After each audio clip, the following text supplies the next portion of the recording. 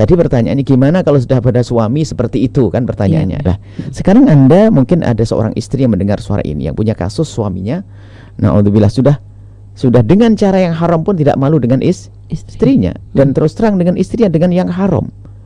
Kalau seperti itu Anda sebagai seorang istri, apakah serta-merta minta cerai? Loh, mana jiwa didik Anda? Mana perjuangan Anda? Ya kan? Bukankah itu adalah bapak dari anak-anakmu? Ibaratnya begitu kan? Apakah Anda biarkan terus dia dengan kehinaannya itu? Lah, apakah tidak sebuah pilihan yang tepat jika daripada dia melakukan sesuatu yang seperti itu pun dia sudah tidak malu?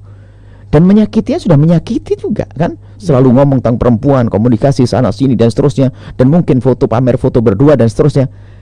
Ini kan sebetulnya seorang laki-laki yang jahat, ya kan? Dengan cara semacam itu menyakiti istrinya dengan tujuan biar mengizinkan dengan cara yang tidak baik, ya kan? Mengizinkan tapi dengan memaksa seperti itu, mau tidak mau. Itu adalah laki tidak cerdas sebetulnya.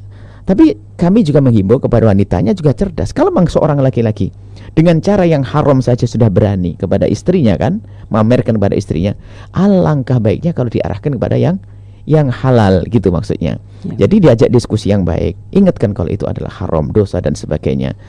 Kalau seandainya seorang istri ikut andil, memang mungkin rasanya sakit, akan tapi rasa sakitnya dibanding rasa sakit saat suaminya melakukan yang haram, kalau Anda punya iman, kalau wanita punya iman. Ini yang jadi masalah, ada wanita tidak punya iman, mending berzina daripada nikah lagi. Loh, ada loh ya ini. Sampai mungkin seorang istri menyiapkan seorang perempuan yang bersih, pokoknya jangan nikah lagi, dan membayari. Ngerti suaminya begitu, pokoknya kamu jangan nikah lagi. Itu pasti yang dicari adalah bukan agama, hanya dunia, takut statusnya hilang, gitu saja. Takut prestis, takut namanya di hadapan manusia runtuh, itu saja kan. Sehingga dia mengizinkan suaminya untuk melakukan zina, pokoknya jangan menikah lagi. Ini kan parah sekali seorang wanita semacam itu. Berarti sakitnya itu bukan sakit karena sakit urusan hati, sakit dipandang manusia rendah. Karena dia dianggap dia tidak berhasil, tidak sukses merawat suaminya. Itu kan rendah sekali cara berpikir semacam itu. Tapi coba kalau wanita beriman, suamiku melakukan yang haram, saya sakit, ya kan? Saya sakit. Sudah begitu haram lagi, kenapa kok tidak saya tumpangi sakit saya dengan sesuatu yang berfaedah, berpahala? Dan saya dapat pahala numpuk, menyelamatkan suami dari zina dan seterusnya, ya kan?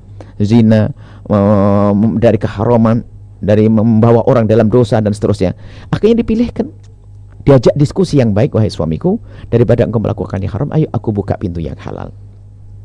Karena apa? Kalaupun seandainya suami yang sudah seperti itu nanti karena mungkin masalah kebutuhan yang sangat pribadi yang tidak bisa diterjemahkan oleh orang, tidak bisa diwakilkan dan tidak bisa dibaca oleh orang lain.